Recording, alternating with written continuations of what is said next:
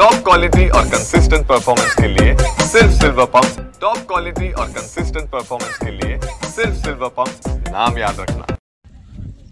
रात्री 12च्या नंतर ढगफुटी झाली, मुसळधार पाऊस झाला आणि लोकांच्या मनामध्ये भीती वाटेल अशा प्रकारचा पाऊस होता। सातोण्याला जे काही पाऊस मोजण्याचं यंत्र आहे यामध्ये 100 मिली पाऊस दाखवलेला आहे। मात्र आपण आता अंगलगावमध्ये उभा आहोत। शेलगाव आहे, अंगलगाव आहे, रंगोपण टाकळी आहे, हनवडी आहे, ही सगळी कसुराच्या बाजूचे दोन्ही बाजूचे जे गाव आहेत ते दोन्ही बाजूने शेतकऱ्यांच्या शेती पिकाचं नुकसान झालेलं आहे। सातोण्याला 100 मिली जरी पाऊस दाखवत असलं मशीन ते तरी 100 पेक्षा जास्त 150-200 मिली पाऊस झालेला आहे।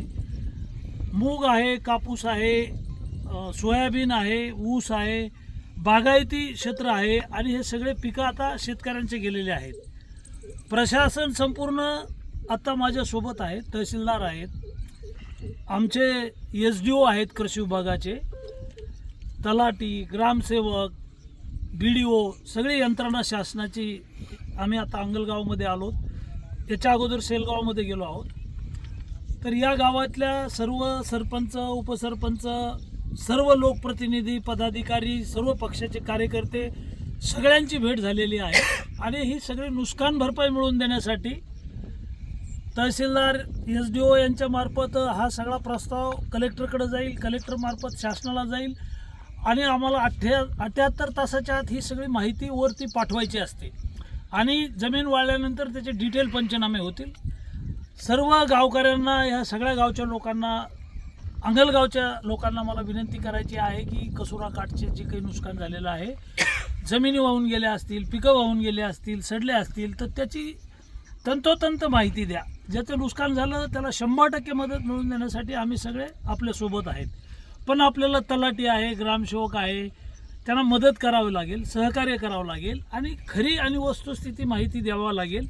विनाकारण काही त्यांना अडचण येऊ नये असं आपण सगळ्यांनी ठरवावं। आपली सगळी लोक खूप चांगली आहेत, ज्याचं नुकसान झालं त्याला 100% मदत मिळेल यात कुठलीही शंका नाही।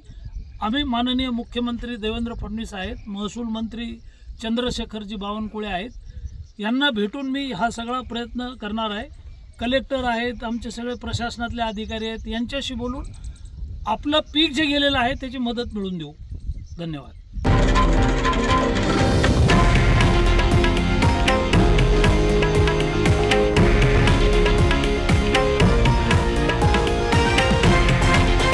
हे आहे देशातील नंबर 1 न्यूज नेटवर्क आणि आपण पाहत आहात TV9 मराठी, एकमेव।